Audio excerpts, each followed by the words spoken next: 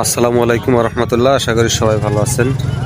এখন সময় প্রায় সন্ধ্যার কাছাকাছি, তো একটু মনটা ফ্রেশ করার জন্য চলে আসলাম। বাররা যে ঘাট আছে দেখতে পাচ্ছেন, এই যে বাররা যে হাই স্কুলটি আছে সে হাই স্কুলের কিনারেই এখানে অনেকগুলো দোকান গড়ে উঠেছে।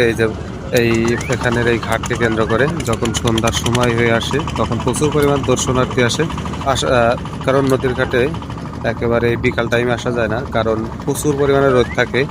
আসরের পর থেকেই মূলত এই জায়গায় এই দর্শনার্থীদের ভিড় জমতে থাকে। কারণ আসরের পর থেকেই যখন সন্ধ্যা নামা শুরু করে, সূর্য পশ্চিম আকাশে ঢলে পড়ে, যখন সূর্যের তাপ কমে যায় ঠিক তখনই এইখানে মানুষজন এইভাবে আসা যাওয়া করতে থাকে। তো এখানে আমার পিছনে দেখতে পাচ্ছেন প্রচুর পরিমাণে লোকজন আসছে, প্রচুর পরিমাণ।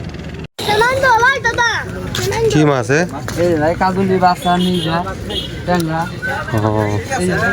কাজলি আছে, বাচ্চা আছে, রিডা আছে, কাজলি আছে। এটা কি গাইরে?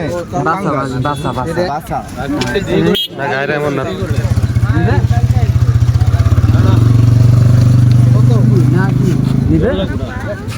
একবার টাটকা মাছ 3200 মাছ দেখছেন?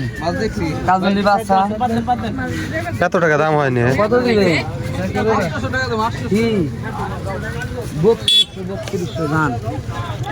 3200 টাকায় মাছ বেশি হয়ে যায়।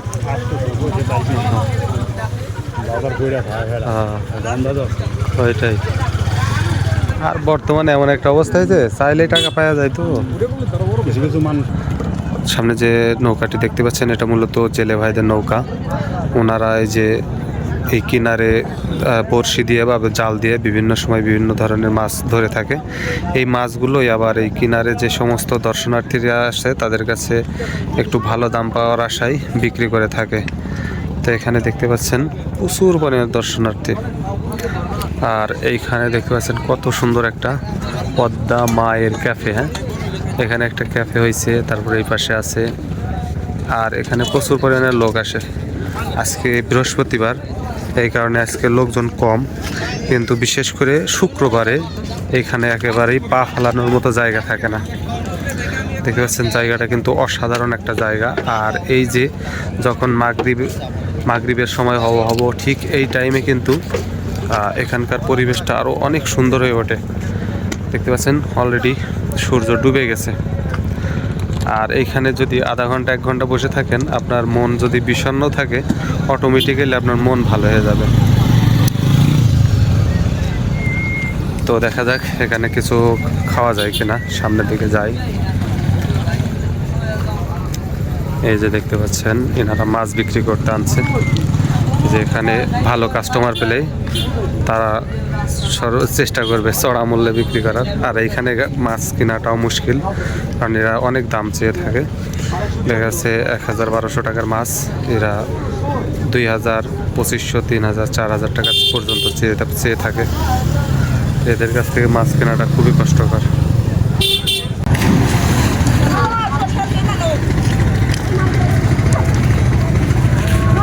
দাও, লাভ দাও, লাভ দাও।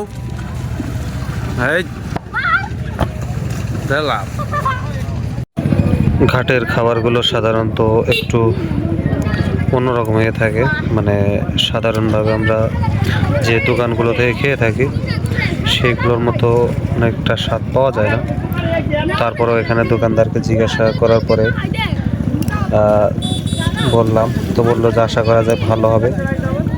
এখানে 60 টাকার চটপটি। তো আপনারাই বলেন যে 60 টাকা চটপটি হিসেবে ঠিক আছে কিনা। তবে স্বাদটা খাওয়ার পরে বোঝা যাবে। তো খেয়ে দেখি। বিসমিল্লাহ। মোটামুটি ঠিক আছে, খুব বেশি না। কারণ ঘাটে তো এখানে মানুষ ঠেকা পড়ে খায়, কারণ এখানে তো সব একই রকম। কিন্তু এইটা হচ্ছে আমাদের জসিম ভাইয়ের কাছ থেকে খাইলে এই টাকাই এর থেকে বেশি স্বাদ পাওয়া যায়। তো যাক, যেহেতু অর্ডার করছি খাবার জিনিস নষ্ট করবো না।